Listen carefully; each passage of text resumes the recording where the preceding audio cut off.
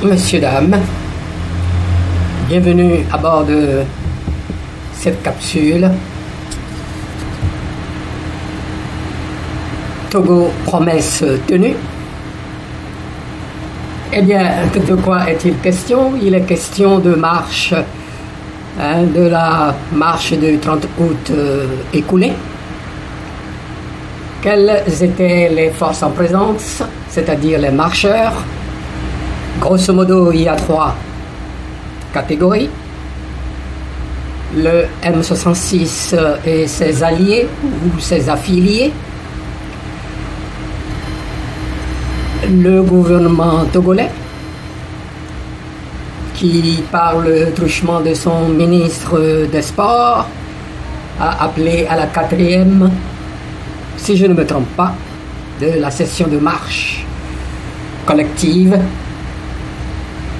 donc pour promouvoir la qualité de vie dans le pays. Ensuite, il y a une catégorie qui, naturellement, habituellement font leur sport, ne sont affiliés à aucun des 2 groupes précédents, qui également, qui d'habitude le dimanche, entre amis, s'en vont donc marcher. Alors, donc, avant, il y a eu pas mal de joutes oratoires. Le communiqué du ministère des Sports est venu, je crois, pratiquement à la veille, le 27 août, pour appeler, alors que le premier groupe n'avait pas d'autorisation officielle, dans la mesure où le Togo se trouve en transition entre la 4e et la 5e République, fausse République, je dois dire. Et il y a eu certaines figures nationales qui se sont prononcées pour se joindre à ce mouvement, à cette marche de tant demain.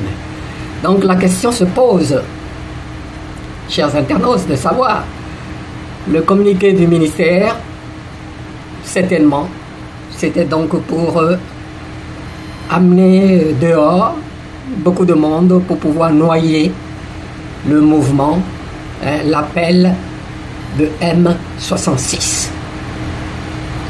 Or, il se trouve que au jour J, sans plus tarder, au jour J, je vais vous donner un échantillonnage de ce qui s'était produit. Et nous reviendrons.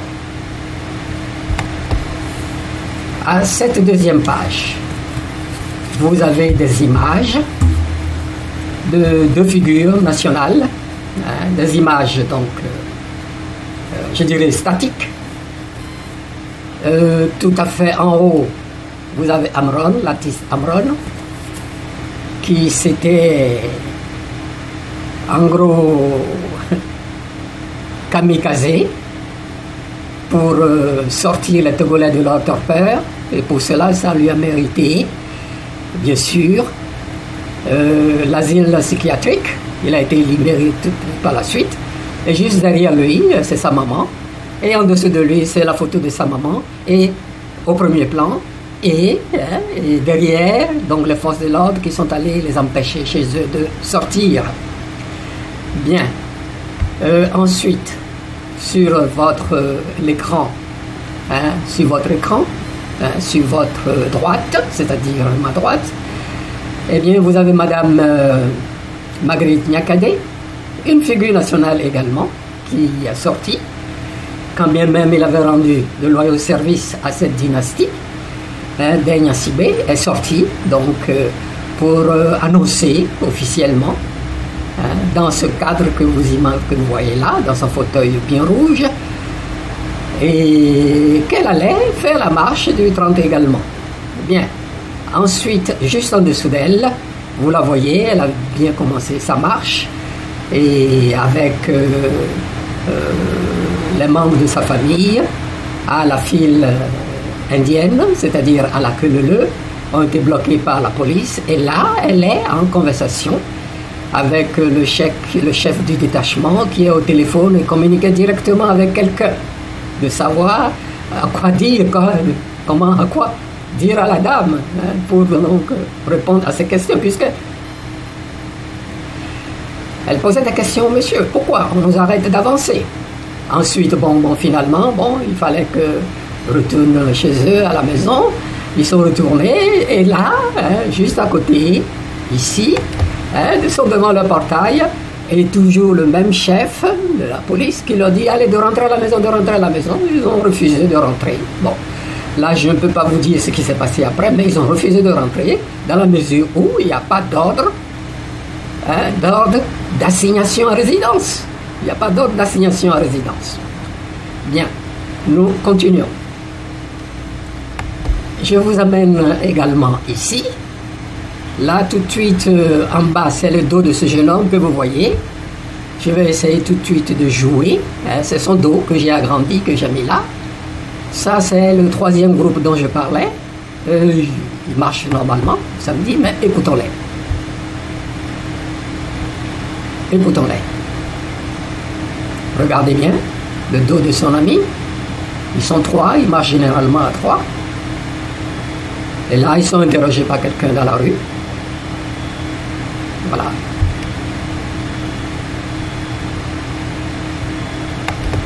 Donc, ils se plaignent qu'on les a chicotés et qu'ils ne comprennent pas. Alors qu'on a fait un appel pour donc, on leur a dit de sortir, on leur a demandé de sortir, d'habitude ils le font, mais on leur a demandé de sortir ce jour-là. Et ils font leur marche habituelle. Voilà. C'est de ça qu'ils parlent là. Voilà son autre ami, le second, qui tourne.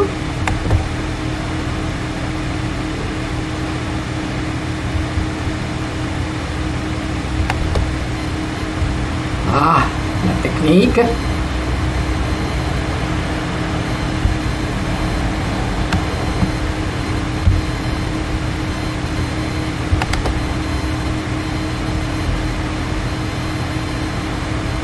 Excusez-moi.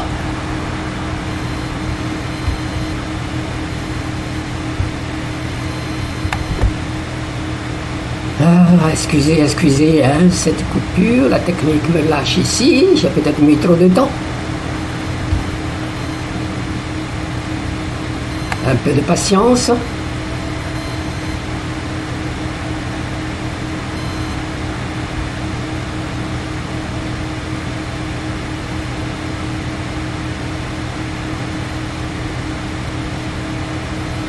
Ça charge, mais en attendant, je vous montre également ici, c'est donc un poster, une affiche, par une jeune dame. Je veux vivre et non survivre dans mon pays, toujours à Lomé, pour faire sa marche. Et juste à côté, complètement à droite ici, à l'extrême droite, c'est Madame Adjamabo Johnson. Également une figure nationale, chef d'un parti politique, député à l'Assemblée nationale de l'opposition, qui a également été arrêté par les policiers. Il ne pouvait pas aller plus loin, donc après une quarantaine de mètres de chez elle, on l'a arrêté également. C'est les policiers qui sont au milieu, il y a un donc sur motocyclette ici à temps. Et bien entendu, nous avons cette affiche qui dit ceci, que je lis au Togo, : la peur gouverne, l'impunité triomphe. Voilà donc pour cette partie.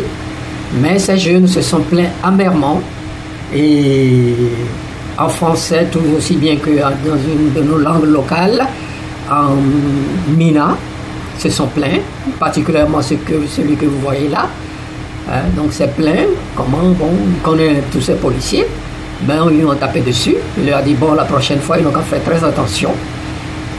Qui le rançonne souvent, il leur demande de l'argent, il le donne, lui ne donnera plus.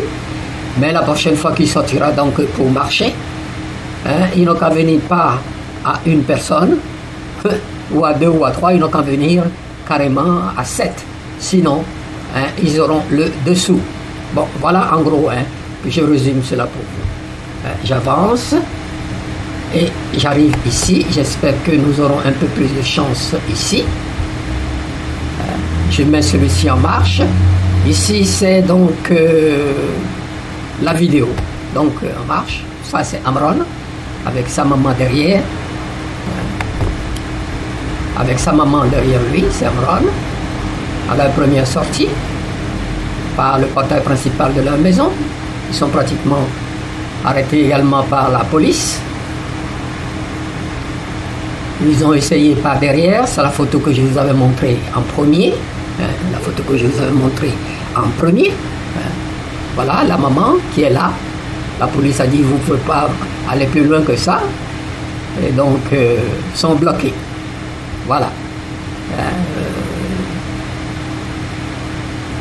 Voilà en gros Amron bloqué également. Donc la marche n'a pas pu se poursuivre. Bien, j'arrive rapidement ici pour que la technique ne nous lâche pas. Là, c'est pendant que Madame Niakhaté, Marguerite Niakhaté, donc elle a tenu ses promesses, tout comme Amron, tout comme Madame Adjamabo, arrêtée par la police. Je vous ai montré l'image pendant que le chef du détachement communique directement avec un haut placé pour savoir quoi faire, quoi dire à madame, quoi répondre à madame. Madame entourée des membres de sa famille et écoute. C'était enregistré ce qu'il a dit. Voilà donc pour cela. Et puis ensuite, je suppose c'est elle qui prend la décision. Elle a pris la décision. C'est pas la peine. Bon, retournons. Elle l'a dit. Retournons. Et sont donc retournés et la police leur dit ah non, ne vous mettez pas donc en ligne, en file, avancez seulement. Donc madame va se retourner, Madame Niakhaté se retourne, elle leur dit venez marcher seulement, ne vous occupez pas d'eux, marchez seulement. Voilà. Et justement jusqu'au portail, on les a refoulés jusqu'au portail, comme je vous le disais, jusqu'au portail comme je vous le disais. Et c'est là que ils ont refusé, on n'entre pas, il n'y a pas d'ordre d'assignation à résidence. Vous voyez un peu, c'est la situation. Voilà, toujours une situation de non-droit, même si c'est prescrit par les textes, si ça n'arrange pas les autorités en place, on va outre, tout comme pour le passage de la 4e à la 5e République. Nous en parlerons encore tout à l'heure. Voilà. Et ici, avec plaisir, je vous montre cette éminence. C'est lui, le directeur ou le directeur politique de RPT Unir, donc du parti au pouvoir. Du parti au pouvoir. Vous voyez bien, il est bien rempli de partout. Cravate de soie, costume bien repassé, bien brillant. Tout est là, un monsieur bien respectable, mais bien rempli. Eh bien, et juste en dessous de lui, c'est écrit, c'est humoristique, c'est Bojona qui a besoin de sport. Moi, j'ai besoin de démocratie. Bien. C'est humoristique et à la fois une revendication. Depuis le 6 juin, il n'y a plus de connexion d'Internet au Togo. On s'est réduit au minimum. Et même ceux qui utilisent l'Internet pour leur business en ligne, e-commerce, souffrent de cela. Tout le pays souffre de cela. Bien. Donc, très humoristique. Ce sont ces messieurs qui prennent les décisions en général. C'est les grands conseillers du Petit Prince, Forvi. Et ce monsieur, sous son règne, avait même déjà fait la prison. Il a mis en prison, tout comme il a mis son propre frère Pacha en prison jusqu'à ce jour. Par la suite, il a libéré. Il est devenu en gros son homme de main et il lui fait faire tout ce qu'il veut. Je me rappelle très bien qu'il y a un an de cela, quand c'est sorti, qu'ils veulent changer de constitution, passer du 4e au 5e République, le monsieur là également faisait partie de délégués qui sont venus donc présenter, etc. Et sous l'effet des questions de journalistes et aussi du professeur Dosset, qu'ils n'ont qu'à donner un exemplaire de la nouvelle constitution, ils l'ont pas. Et lui, il a avoué, il dit, ah, même moi, je ne l'ai pas. Donc, vous vous rendez compte. Ce qui veut dire que tout ça, ça sort de la tête de quelqu'un, d'un autocrate, qui n'a pas tout le pouvoir et fait comme il veut, s'entoure des gens qui peuvent bien parler, hein, des gens qui peuvent bien s'exprimer, et viennent donc soutenir la décision qu'il a prise. Il les tient dans sa main. Lui, en tant qu'ancien prisonnier, qui maintenant est un grand monsieur, il est directeur politique du parti au pouvoir, après avoir fait, je crois, près de 2 ans de prison. Et il y en a d'autres. Les cocorocos des universitaires diplômés, les podars, ils sont pareils. L'intellectuel togolais, c'est là. L'intelligentsia togolais, c'est cela. Ils sont carriéristes, ils sont entristes, podosans, comme on dit là-bas, ils ne pensent qu'à leur ventre et affichent un mépris pour le peuple. Bien, et bien sûr, le confectionneur de cette image, hein, de cette image que je trouve partagée avec vous, écrit, hein, avec 2 erreurs, hein, ma carte de demain est prête. Hein, c'est ce qu'il fallait dire. Donc, ma, pas mon, et prête, et non prêt. Hein, voilà. En gros, mais ça n'enlève rien au fond du message que ce dessinateur ou que ce compositeur, le compositeur de cette image, met donc en avant ici. Donc, en synthèse, qu'est-ce qui se passe vraiment, cher internaute? C'est que il y a 2 marches. Pourquoi 2 marches? La marche, l'objectif de M66, c'était donc pour célébrer le 30 mai, anniversaire de la date de 1958, quand le Togo a été déclaré république autonome, dans la mesure où le Togo était géré par les Nations Unies, donc sous mandat pour la France, par le mandat pour la France. Bien, et dans le même temps, le ministère, donc pour noyer, dans la mesure où il y a eu beaucoup de scandales, après la manifestation du 6, 26, 27 et 28 juin, tout le raffut que ça a fait sur le plan international, parce qu'ils aiment bien donc se polir leur image à l'international, hein, donc ils ont voulu noyer ce mouvement du 30 juin. Donc en appelant dehors les Togolais. Le M66 de son côté a appelé pour que les Togolais ce samedi-là n'aillent ni au marché, de venir simplement marcher pour exiger leurs droits élémentaires.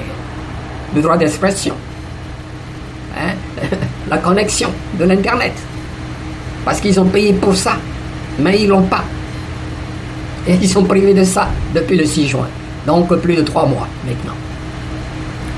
Donc il y a de ces démarches, la marche du 30, appelée par le ministre finalement, le ministre des Sports, n'a pas eu lieu, mais parce que ils sont sortis, ils ont envoyé les policiers. Cette fois-ci, on n'a pas vu la milice sortir avec carabine et tout ça, fusil de chasse, mais ils ont envoyé les policiers dès tôt le matin. Chez Madame Adjamabo à 1h, semble-t-il, à 1h du matin, et chez les autres également, hein, au petit matin, on a encerclé leur quartier.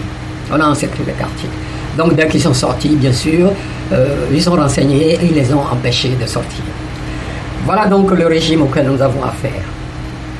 Il y a des textes dans le pays, il y a les textes fondamentaux de la Constitution, on ne respecte rien. Surtout quand ça ne les arrange pas, on fait le contraire. Voilà. Donc, c'est des gens qui se dédient tout le temps. Et s'il le faut, ils éliminent les adversaires politiques pour atteindre leur but. Et c'est ce régime qui nous dirige depuis 1963. Et beaucoup plus formellement, hein, le père, depuis donc 1967, succédé par son fils en 2005 avec près de 2000 morts. Près de 2000 morts, d'une manière rocambolesque, soutenu bien sûr par ceux que ça arrange, la CEDEAO avec les Obasanjo, la France, l'Élysée, c'était du temps de Jacques Chirac. Et ils ont imposé le fils qui jusqu'à ce jour dirige ce pays. Tout ce qui les intéresse, c'est la bonne vie. S'habiller, bien manger, voyager, posséder, détourner, etc., etc., etc., au mépris du bien-être et de la qualité de vie de ce pays. C'est des gens qui n'hésitent pas à se dédire. Même c'est le texte que même ils prononcent, ils les violent. Comment un ministère peut appeler à faire une marche de 4e session de marche de la santé, marche collective, et le jour-là, puisqu'il n'y a personne, eh bien, mais il y a plutôt des policiers qui empêchent les volontaires qui veulent donc aller marcher de le faire. Entre-temps, cette milice qui a été dénoncée dans la mesure où la constitution togolaise ne parle pas de milice privée, et cette milice privée qui elle-même déclare qu'elle est là depuis 2017, donc contre les textes.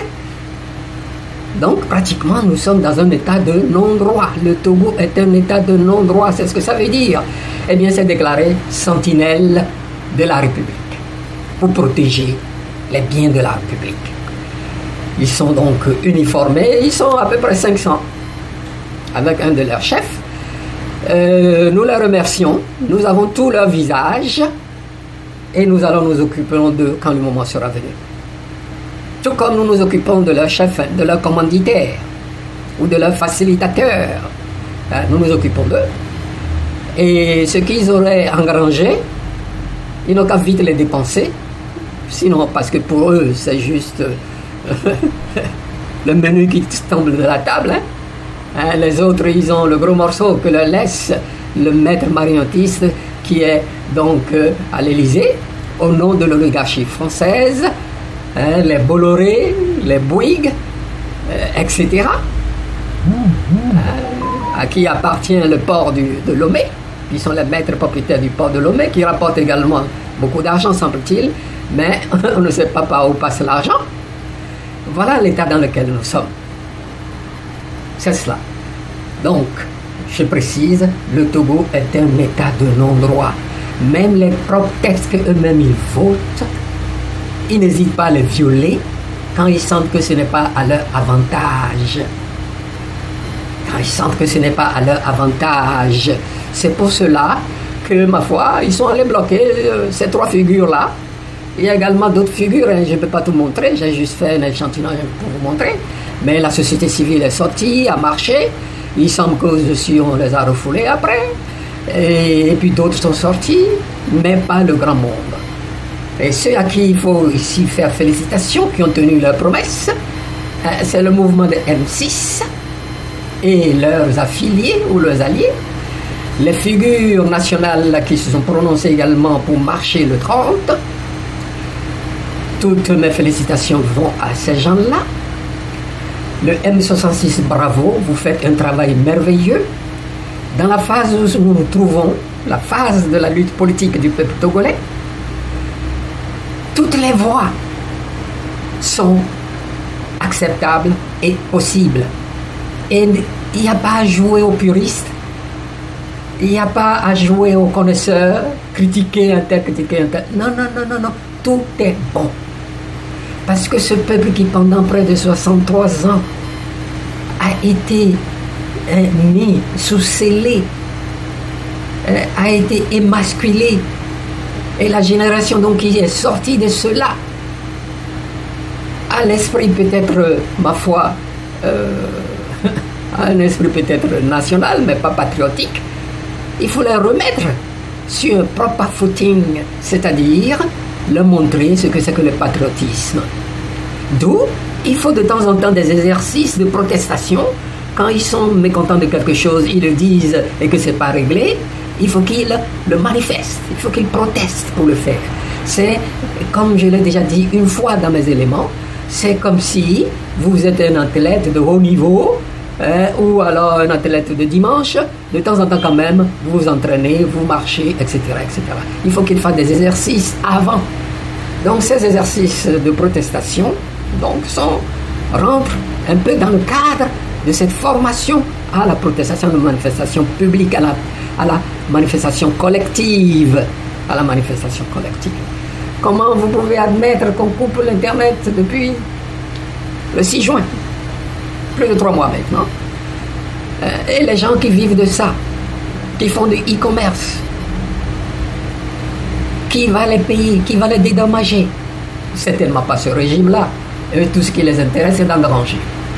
Mais je vous avais déjà averti, pour finir, quelles que soient vos manigances, le peuple togolais a compris, surtout la jeunesse, ceux qui sont, ma foi, 30 et en dessous de 30 ans, ont compris. Ceux-là, ils ne vont pas se comporter comme leurs parents ou leurs grands-parents. Alors, ils auront des exigences. Et dans ces exigences, c'est la reddition des comptes. Vous allez rembourser tout ce que vous avez pris. Ils feront tout. Dans la mesure où ils ont l'expertise, il y a des experts parmi eux qui peuvent faire ça pour eux. S'ils n'en ont pas, ils vont payer des experts dans le monde, en premier en Afrique, pour vous faire rendre gorge. Sinon, ça va rester en France, on va dire, bon, on va saisir pour bien malaquer. Vous avez vu comment Mobutu est terminé? Bongo, le grand serviteur, qui était un agent de la DGSE, qui choisissait même les ministres pour Chirac, en particulier, et certainement plus tard pour Sarkozy, eh bien, il est mort où? Il est mort en France, il ne pouvait même pas aller en France se soigner. Il est mort en Espagne. L'abbé Fulbert Youlou, avant Mouabi, les Sassou Nguesso, tout ça, il est mort où? Quelque part au Portugal, là-bas. Alors, la même chose vous attend. La même chose vous attend. Et vos biens mal acquis, eh bien, vont alimenter les caisses de l'État français. Les caisses surtout en ce moment, ils en ont besoin. Ils en ont besoin. Avec leur déficit qui dépasse les 3 et quelques 1000 milliards d'euros. Pas CFA. Hein. Alors, si, ma foi, vous voulez vivre heureux, rendez ce que vous avez pris. Les Togolais vont vous faire une pension et vous vivrez heureux, tranquille et retiré de la politique. Vous avez fait tellement de mal que je ne vous imagine même pas vivre au Togo. Vous pouvez aller vivre dans les pays d'à côté. Mais restez tranquille. Je vous conseille de rester tranquille. Quel que soit ce que vous fassiez, les Togolais ont compris. Ils attendent ce moment-là, le moment où il va y avoir l'étincelle, où il va y avoir le détonateur qui va mettre le feu à votre train, hein, à votre baraque, à votre pyramide de pilleurs, à votre pyramide d'incapables, d'ineptes. Non seulement vous êtes autocrate, nous avons vu cette semaine, il y a des autocrates. L'organisation de coopération de Shanghai, les têtes de pont de cette organisation qui donnent le froid à l'Occident et donnent de grands soucis à l'Occident. On les qualifie d'après leur concept d'autocrate. Au moins ils font quelque chose qu'on voit. Ils préparent le pays à être des pays capables de se défendre pour résister aux fantaisies des États-Unis d'Amérique avec leurs droits de douane, avec les suprémacistes d'Europe et d'Amérique, pour donc sauvegarder ce qui leur appartient. Vous ne pensez même pas à faire ça. Vous, c'est simplement de jouer. Bon, bref, le temps viendra où nous aurons le temps de parler beaucoup plus en détail. Mais en attendant, chers internautes, voilà la triste situation dans laquelle vit ce peuple hein, dans un pays hein, qui est en fait une prison à ciel ouvert. Certaines disent même proche de l'esclavage, hein, proche de l'esclavage. Donc, ma foi, c'est cela. Mais il ne faut pas désespérer. Il ne faut pas désespérer. Des gens comme moi, comme nous autres, nous sommes là-dessus hein, depuis les années 60. Depuis les années 60. Et quand je pense à ce qui est arrivé à certains de mes devanciers, je me dis, ben, on les avait avertis. Mes devanciers immédiats, je ne le dirai pas souvent assez, la promotion de Joachim Agboubli, d'après leurs analyses à cette époque, dans les années 66, 67, 68, avait averti que ça va être une situation comme en Haïti, c'est-à-dire sous les Duvalier. Faites attention, on ne les a pas écoutés. Eh bien, nous y sommes depuis 58 ans. Mais, beaucoup l'ont payé de la vie, en particulier lui. Et parmi, justement, ces bourreaux, il y a son propre neveu, en fait, hein, qui était, je crois, le conseiller diplomatique hein, sous le Petit Fort en 2008, quand il était tué. D'après ce qu'on dit, il a demandé l'avis. Hein, il était sur un dossier, il a demandé l'avis à son neveu, qui est un séminariste défroqué. Un séminariste défroqué, ça ne doit pas nous étonner. Il n'est pas sa première trahison. Hein, ses vœux, son serment hein, pour devenir prêtre, il n'est même pas arrivé à ce niveau. Mais ils sont prêts, des gens de ce genre, des défroqués, ils sont prêts à sacrifier pour leur intérêt personnel les autres. C'est ce qui est arrivé dans le cas de Joachim et que je regrette vraiment amèrement. Parce que vraiment, c'est des cadres qui ont le sens du devoir et du patriotisme. Dans cette promotion, il y en avait. Contrairement à Nachaba Fambaré, hein, qui m'a dit des choses à la figure. Ça, c'est un de ceux que nous avons exclus du mouvement étudiant à Paris. Il m'a dit, écoute, vous Togolais, hein, pour que ça marche, il faut qu'on vous impose des choses. Et c'est ce que nous avons vécu depuis ces 58 dernières années. Et si nous n'y faisons pas attention, ça va aller. Mais je fais confiance à la jeunesse actuelle. Hein, à la jeunesse actuelle, avec tous les moyens technologiques dont ils disposent, que nous n'avions pas à l'époque. Je vous dis, les gars, félicitations, avancez seulement. Les critiques qui viennent à gauche, à droite, non. Vous êtes dans une phase où il faut réentraîner les Togolais à réfléchir, à utiliser leur propre potentiel, à l'intégrer dans le collectif et à avancer dans la même direction. Regarde-moi ça, quel pays ça? On coupe l'Internet depuis 3 mois et on ne fait rien. On ne fait rien. Non, ça ne peut pas continuer. Ça ne peut pas continuer. Hein? Nous vous faisons confiance. Nous vous disons merci et bravo à vous. Avancez seulement. Avancez seulement.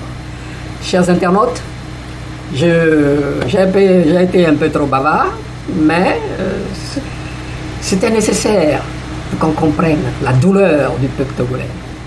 La douleur que vit le peuple togolais. D'accord? Voilà.